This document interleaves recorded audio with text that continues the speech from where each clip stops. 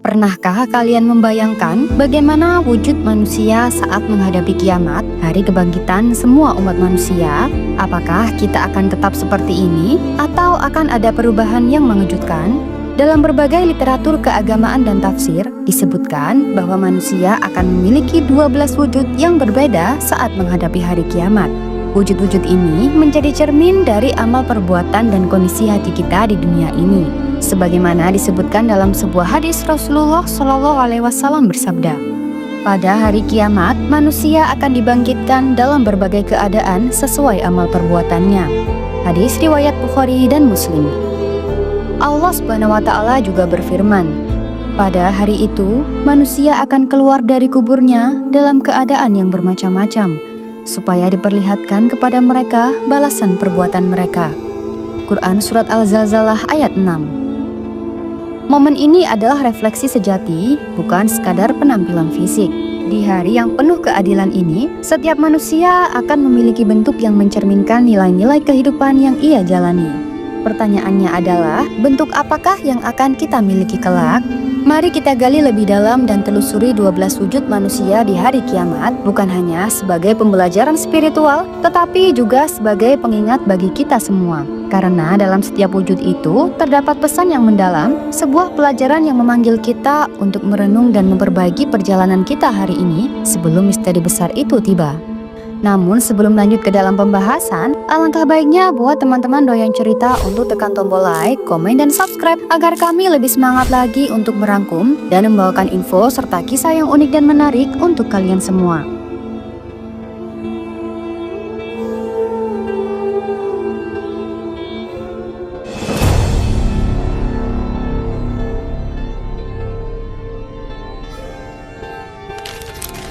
Di antara 12 wujud, salah satu yang paling mencolok adalah rupa monyet yang melambangkan mereka yang gemar mengadu domba, menyebarkan kebencian, serta menghasut orang lain untuk saling bermusuhan.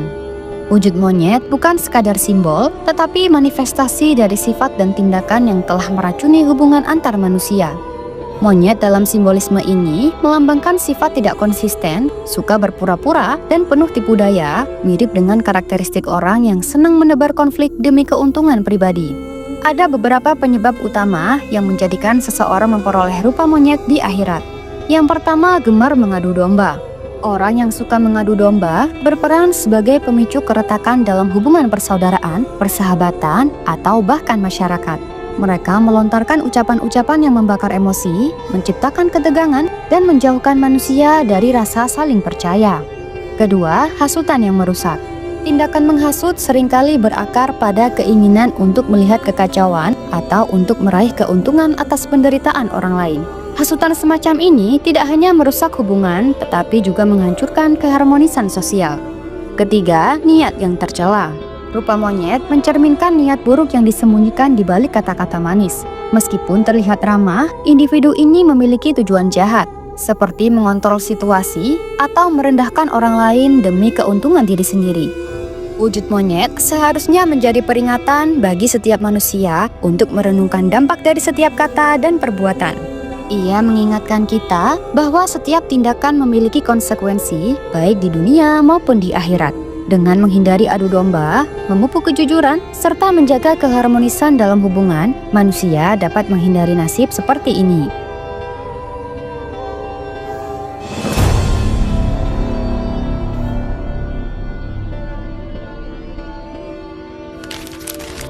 Babi, dalam banyak tradisi, sering diasosiasikan dengan sifat rakus, tidak peduli akan kebersihan, dan cenderung melahap apa saja tanpa pandang bulu.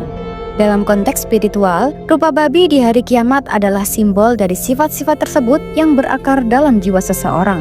Mereka yang memakan riba dan harta haram tidak hanya menyakiti diri sendiri, tetapi juga merusak keseimbangan sosial, ekonomi, dan spiritual. Orang yang terjerat riba seringkali terjebak dalam spiral ketamakan, mengeksploitasi kelemahan orang lain demi keuntungan pribadi. Begitu pula, harta haram yang dikumpulkan tanpa peduli cara yang benar mencerminkan pengabaian terhadap batas-batas moral yang telah ditetapkan Allah. Rupa babi menjadi perwujudan simbolis dari jiwa yang telah kehilangan kesucian, digantikan oleh kerasukan yang tak terkendali. Transformasi menjadi rupa babi di hari kiamat bukanlah sekedar hukuman fisik, melainkan juga refleksi nyata dari jiwa yang telah terkorupsi. Ada beberapa penyebab utama yang membawa manusia ke wujud ini. Yang pertama, mengabaikan larangan riba. Allah dengan tegas melarang riba dalam berbagai ayat Al-Quran, termasuk dalam surah Al-Baqarah ayat 275-279 telah dijelaskan bahwa riba disebut sebagai perbuatan yang akan membawa kutukan Allah. Orang yang tetap memakan riba meski tahu hukumnya memilih keuntungan duniawi dibandingkan ridho Allah. Sikap ini menunjukkan ketundukan pada hawa nafsu yang akhirnya mengikis nilai kemanusiaannya. Kedua, memakan harta haram. Harta haram mencakup segala sesuatu yang diperoleh dengan cara curang, menipu, atau mencuri. Sumber pendapatan yang tidak halal menumpulkan hati dan menjauhkan seseorang dari rahmat Allah. Mereka yang berkecimpung dalam harta haram tidak hanya merusak diri sendiri, tetapi juga mempengaruhi masyarakat secara luas karena keadilan sosial menjadi terdistorsi. Kisah tentang rupa babi di hari kiamat mengajarkan kita untuk hidup dengan integritas dan keadilan. Rezeki yang halal adalah keberkahan yang membawa kebahagiaan sejati, sementara harta haram, meskipun tampak menggiurkan, hanya akan membawa kehancuran. Larangan terhadap riba juga menunjukkan keprihatinan Islam terhadap kesetaraan dan keadilan sosial.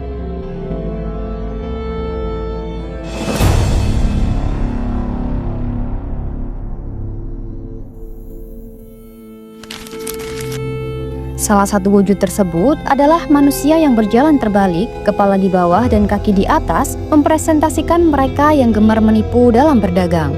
Posisi kepala yang berada di bawah tanah melambangkan kehinaan dan kerendahan moral dari perbuatan menipu. Ini mengisyaratkan bagaimana tindakan mereka telah membawa mereka terjerembab ke dalam kesalahan, melupakan nilai-nilai kebenaran dan kejujuran. Sementara itu, kaki yang berada di atas mencerminkan ketidakseimbangan hidup, keadaan di mana mereka telah mendahulukan keuntungan materi di atas moralitas, seolah-olah dunia telah terbalik oleh tindakan mereka sendiri. Menipu dalam berdagang bukan sekadar tindakan curang, melainkan dosa yang melibatkan manipulasi kepercayaan. Dalam konteks spiritual, kepercayaan antara penjual dan pembeli dianggap sebagai janji suci yang mencerminkan kejujuran dan tanggung jawab. Ketika seseorang mengabaikan prinsip ini demi keuntungan pribadi, ia tidak hanya merusak kepercayaan manusia lainnya, tetapi juga mencemarkan hubungan vertikal dengan Tuhan yang mengamanatkan nilai-nilai kejujuran dalam segala aktivitas hidup. Cerita ini bukan hanya penggambaran hukuman, tetapi juga peringatan bagi semua manusia untuk introspeksi. Dalam kehidupan sehari-hari, kita sering dihadapkan pada godaan untuk memperoleh keuntungan dengan cara yang tidak benar. Kisah ini mengingatkan kita bahwa meskipun perbuatan buruk mungkin tidak langsung terlihat, ada konsekuensi yang jauh lebih besar yang menanti.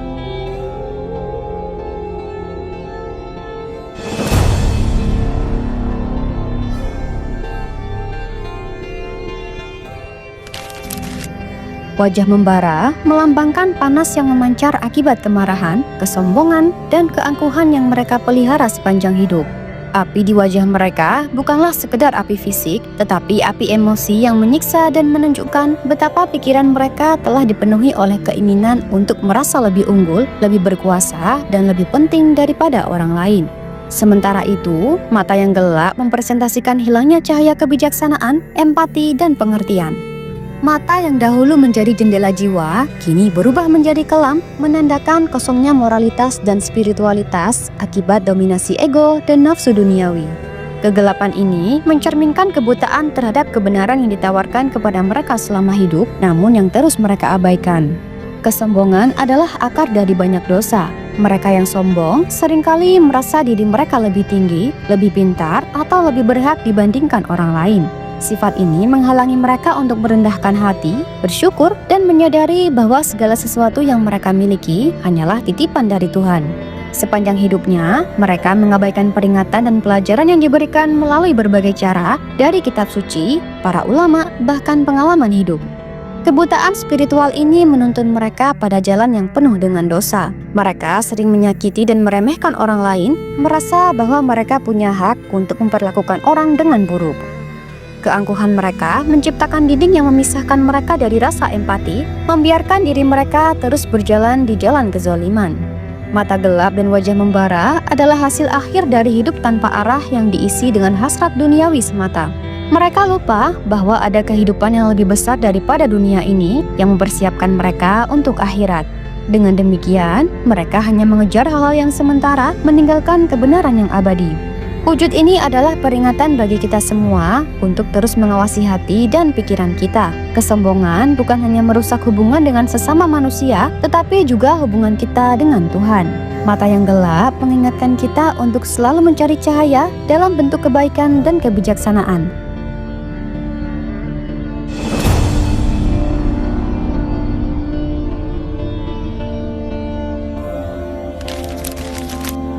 Salah satu wujud yang menggetarkan hati adalah wujud manusia yang berjalan dengan buta dan tersesat jalan.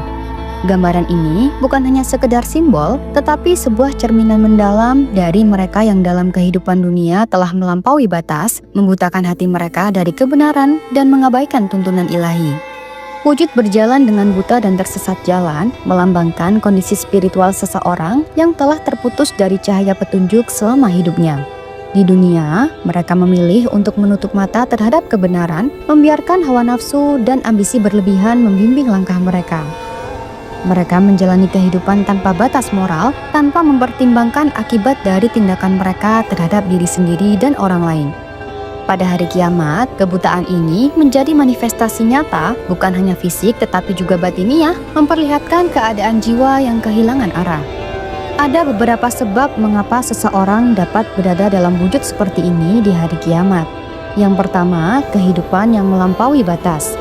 Seseorang yang melampaui batas adalah mereka yang melanggar aturan yang telah ditetapkan oleh Tuhan.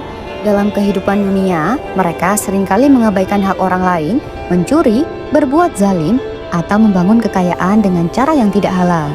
Mereka juga terjebak dalam sikap sombong, merasa tidak membutuhkan pertolongan atau tuntunan, bahkan seringkali meremehkan nilai-nilai keadilan dan kebenaran. Kedua, menutup mata terhadap kebenaran. Manusia buta di hari kiamat pernah menerima kebenaran di dunia, tetapi memilih untuk mengabaikannya. Hati mereka menjadi keras seperti batu, tidak lagi mampu menerima nasihat, peringatan, atau bimbingan. Mereka mengabaikan tanda-tanda kebesaran Tuhan di alam semesta, memilih jalan mereka sendiri, meskipun jelas-jelas membawa mereka kepada kebinasaan. Ketiga, menyerah pada hawa nafsu. Hawa nafsu adalah salah satu faktor utama yang dapat membutakan seseorang. Ketika keinginan duniawi seperti kekuasaan, kekayaan, atau kenikmatan menjadi tujuan utama, seseorang akan kehilangan penglihatan spiritual yang bisa menuntun mereka kepada jalan yang benar. Mereka melupakan tujuan akhir kehidupan manusia, kembali kepada Sang Pencipta dengan amal yang baik. Gambaran manusia yang berjalan dengan buta dan tersesat di jalan di hari kiamat memiliki pesan mendalam bagi kita yang masih hidup. Wujud ini mengingatkan kita bahwa kehidupan manusia harus dijalani dengan hati yang peka terhadap kebenaran dan aturan yang telah ditetapkan. Kehidupan yang melampaui batas tidak hanya mencelakakan diri sendiri, tetapi juga menciptakan dampak buruk bagi lingkungan dan masyarakat.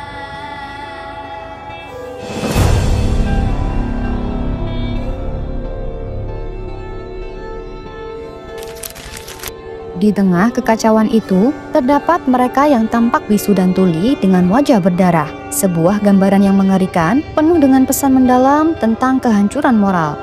Wujud ini melambangkan mereka yang selama hidupnya enggan menjalankan amar ma'ruf nahi mungkar, diam dalam menghadapi kebatilan, dan menutup telinga terhadap seruan kebenaran.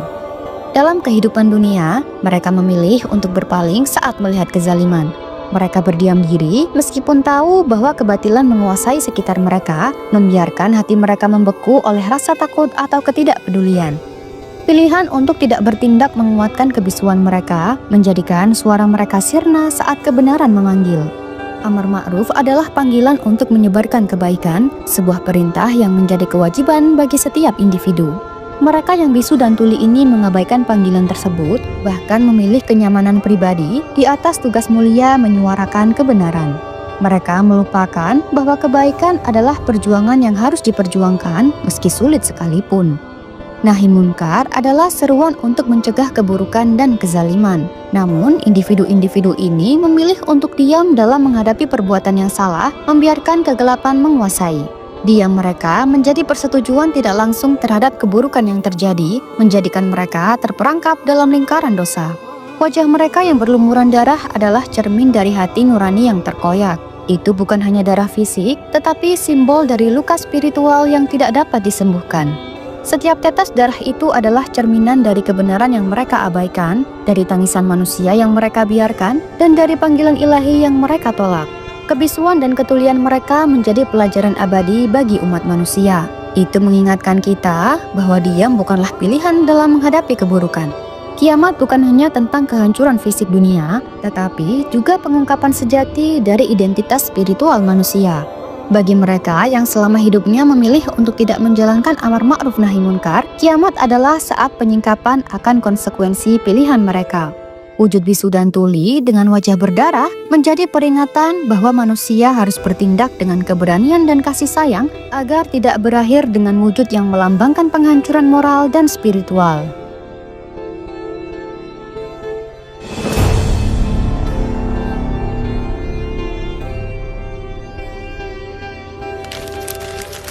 Salah satu wujud, tangan dan kaki terpotong, melambangkan mereka yang semasa hidup gemar menganiaya orang lain.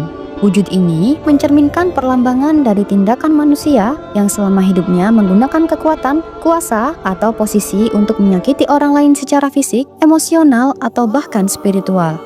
Tangan dan kaki yang terpotong adalah manifestasi dari hilangnya kekuatan dan pengaruh yang dahulu mereka banggakan. Pada hari kiamat, simbol ini adalah bentuk balasan, mengungkapkan bahwa kekuatan yang mereka gunakan untuk berbuat jahat kini telah dihancurkan. Mereka yang suka menganiaya seringkali menggunakan tangannya untuk menyakiti, apakah itu memukul, memperbudak, atau mengendalikan orang lain. Kaki mereka menjadi instrumen untuk melangkah menuju niat buruk, mengejar keuntungan dengan merugikan orang lain, atau bahkan mendatangi tempat-tempat di mana kezaliman terjadi. Dalam banyak kasus, orang yang memiliki wujud ini adalah mereka yang menyalahgunakan posisi atau otoritas mereka untuk memperlakukan orang lain dengan kejam. Mereka mengambil hak orang lain, menyebabkan kesengsaraan, dan merasa superior atas apa yang mereka miliki. Salah satu akar utama menganiaya adalah hilangnya rasa keadilan dalam diri seseorang. Mereka menutup mata terhadap tanggung jawab moral mereka kepada sesama manusia, memperlakukan orang lain bukan sebagai sesama ciptaan Tuhan, tetapi sebagai alat atau objek yang bisa dieksploitasi.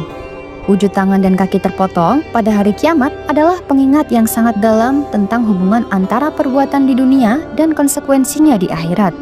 Lebih dari sekedar hukuman, wujud ini menyampaikan pesan moral yang kuat bahwa kekerasan, kezaliman, dan penganiayaan tidak hanya akan dihukum, tetapi juga akan ditelanjangi dengan sangat jelas di hadapan semua makhluk.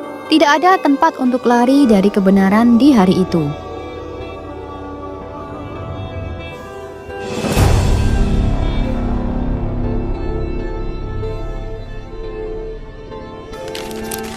Terdapat wujud manusia yang berjalan dengan lidah menjulur sampai ke dada, sebuah gambaran yang melambangkan mereka yang suka menyebarkan kebohongan atau fitnah.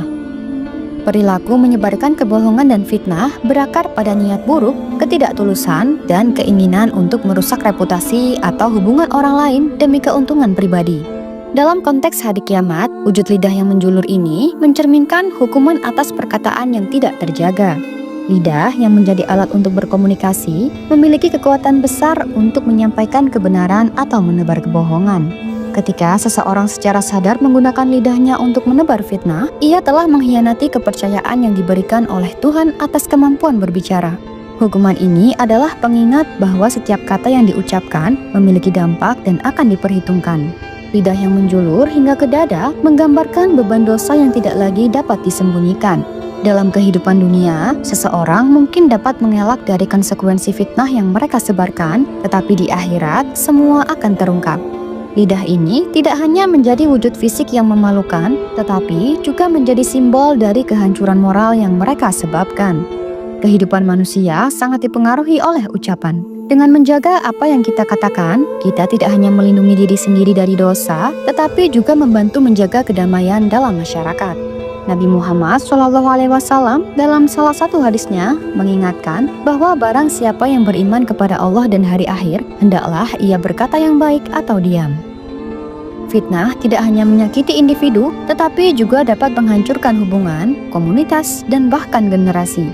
Gambaran lidah yang menjulur ini adalah peringatan nyata bahwa kata-kata memiliki kekuatan besar yang dapat digunakan untuk membangun atau menghancurkan. Dengan memahami simbol ini, manusia diajak untuk merenungkan tindakan mereka dan mempersiapkan diri untuk hari pembalasan. Tidak ada yang dapat melarikan diri dari konsekuensi dosa, dan gambaran seperti ini mengingatkan kita bahwa kita harus hidup dengan integritas dan ketakwaan.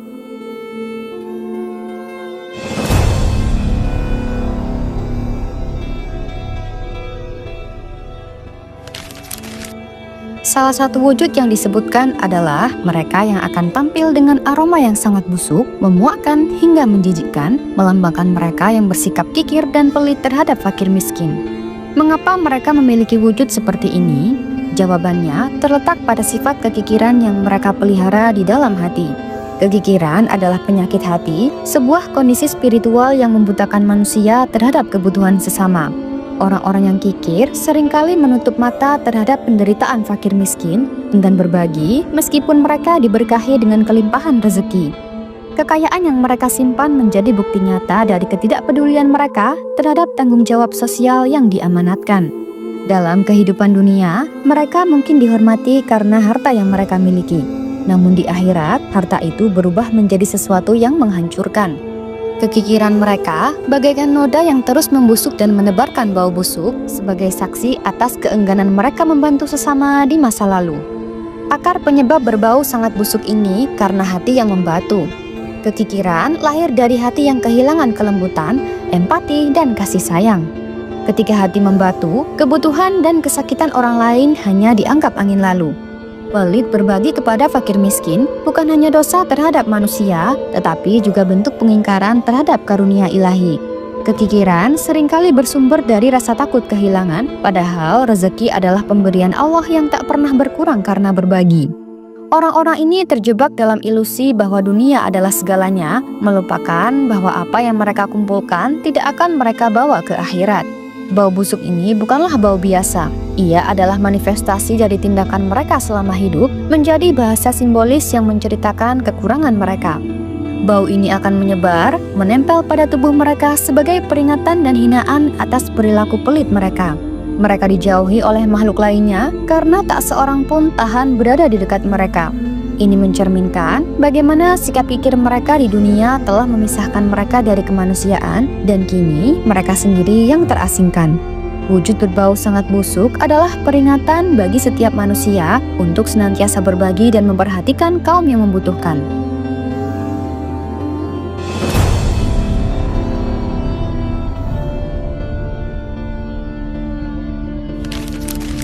Salah satu gambaran yang menonjol adalah berpakaian dari besi panas membara, sebuah simbol atas mereka yang telah menyakiti hati orang lain, khususnya tetangga. Wujud ini melambangkan penderitaan yang tak terhingga dengan manusia yang mengenakan pakaian terbuat dari besi panas yang membakar kulit mereka tanpa henti. Besi tersebut tidak hanya menyala merah karena panas, tetapi juga terasa seperti beban yang menindih tubuh mereka, membuat setiap gerakan menjadi siksa. Penderitaan mereka menjadi saksi abadi atas perbuatan yang dilakukan semasa hidup. Mengapa mereka diberikan wujud ini? Penyebab utama adalah perilaku buruk yang menyebabkan luka emosi dan rasa sakit bagi tetangga atau orang-orang di sekitar mereka. Menyakiti hati tetangga bukan hanya soal tindakan langsung, tetapi juga kata-kata tajam, sikap tidak peduli, atau bahkan tindakan yang mengancam keharmonisan lingkungan. Dalam konteks spiritual, tetangga seringkali dianggap sebagai ujian kedekatan kita dengan nilai-nilai kasih sayang dan penghormatan terhadap sesama. Manusia seringkali terjebak dalam kesombongan, merasa lebih unggul daripada tetangganya. Sikap ini memicu tindakan meremehkan atau menghina orang lain seakan mereka tidak memiliki nilai. Dalam banyak kasus, kesenjangan ekonomi atau status sosial menjadi pemicu iri hati. Individu dengan kondisi lebih baik kadang mengabaikan atau meremehkan mereka yang kurang beruntung, membuat tetangga merasa tidak dihormati. Ketidakpedulian terhadap perasaan orang lain adalah akar dari perilaku menyakiti. Individu ini tidak memahami dampak kata-kata atau tindakan mereka terhadap kehidupan orang lain, khususnya mereka yang paling dekat seperti tetangga. Wujud berpakaian dari besi panas membara mengajarkan kita tentang pentingnya menjaga hubungan baik dengan tetangga dan orang-orang di sekitar. Tetangga bukan hanya individu yang berbagi ruang fisik, tetapi juga saudara dalam kehidupan yang harus kita lindungi dengan kasih sayang dan penghormatan. Kegagalan untuk melakukannya akan membawa konsekuensi yang tidak hanya dirasakan di dunia ini, tetapi juga di akhirat nanti.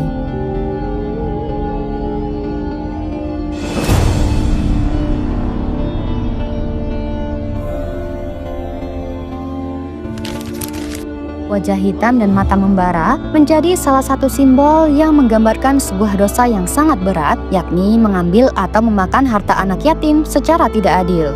Wajah yang hitam adalah simbol dari kegelapan jiwa yang telah menyelimuti diri mereka. Hitamnya wajah bukanlah akibat dari fisik semata, melainkan gambaran hati yang telah dipenuhi oleh noda keserakahan dan kekejaman. Mata yang membara, di sisi lain, mempresentasikan api kemarahan dan kepedihan yang menguak kesalahan besar mereka di hadapan Allah Subhanahu wa Ta'ala. Mata yang membara adalah cermin dari kebencian dan rasa bersalah yang mereka bawa, seolah-olah seluruh tubuh mereka telah berteriak menuntut pertanggungjawaban. Penyebab utama mengapa mereka akhirnya mendapatkan wujud wajah hitam dan mata membara adalah tindakan mereka dalam mengambil atau menggunakan harta anak yatim secara tidak sah.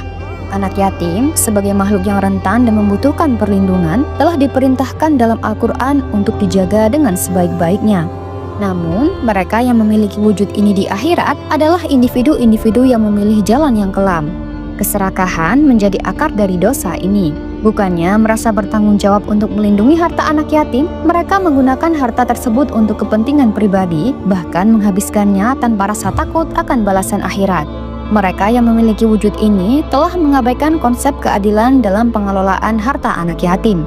Bukannya mengatur harta itu untuk kebaikan sang anak, mereka malah memanfaatkan keadaan untuk keuntungan pribadi. Wajah hitam dan mata membara adalah wujud simbolis yang memberikan pesan mendalam tentang keadilan dan amanah.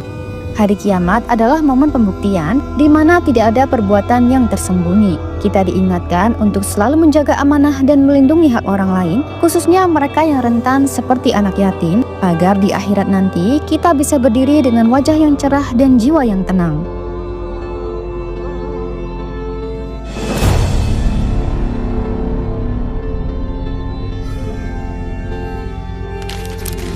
Mereka yang mendapatkan wujud ini adalah orang-orang yang hidupnya dikuasai oleh hawa nafsu dan kerakusan.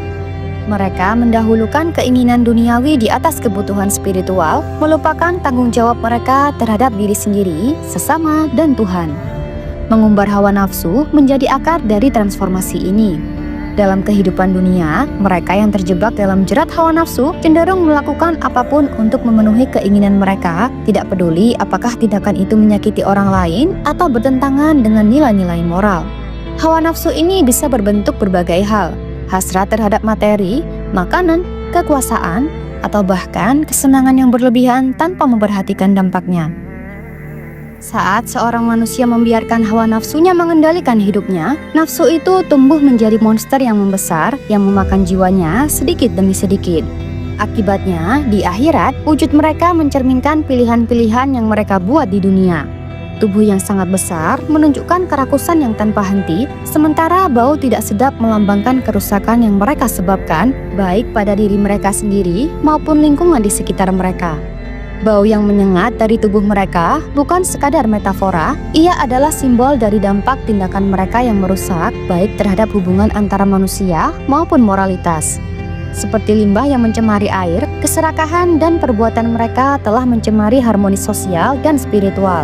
Bau itu adalah warisan dari dosa-dosa mereka, sebuah aroma yang tidak dapat dihapuskan oleh apapun kecuali pertobatan sejati, yang sayangnya sudah terlambat pada saat kiamat. Kisah ini mengingatkan kita semua untuk tidak terjebak dalam keindahan duniawi yang sementara. Tubuh yang sangat besar dan bau tidak sedap adalah peringatan simbolis bahwa kehidupan yang hanya didasarkan pada kenikmatan duniawi tidak akan memberikan kebahagiaan abadi. Sebaliknya, hidup dengan keseimbangan antara kebutuhan dunia dan akhirat adalah jalan yang membawa kedamaian sejati. Terus, bagaimana dengan wujud rupa manusia yang beriman, yang selalu taat kepada Allah? Jadi, dalam momen luar biasa ini, ada manusia yang akan muncul dengan keindahan dan cahaya yang tidak dapat dilukiskan oleh kata-kata. Mereka adalah hamba-hamba yang sepanjang hidupnya berusaha berbuat kebajikan, menghindari dosa, serta terus mendekatkan diri kepada Allah. Wujud mereka mencerminkan amal-amal saleh yang mereka kumpulkan selama hidup di dunia. Yang pertama, pancaran wajah yang bersinar. Salah satu ciri utama dari mereka yang baik amalannya adalah wajah mereka yang bersinar terang, memancarkan kebahagiaan dan ketenangan. Dalam Al-Quran, Allah menyebutkan bagaimana wajah orang-orang beriman akan berseri-seri pada hari itu. Allah Subhanahu wa Ta'ala berfirman, pada hari itu, wajah-wajah orang mukmin berseri-seri melihat kepada Tuhannya. Quran Surat Al-Qiyamah ayat 22-23.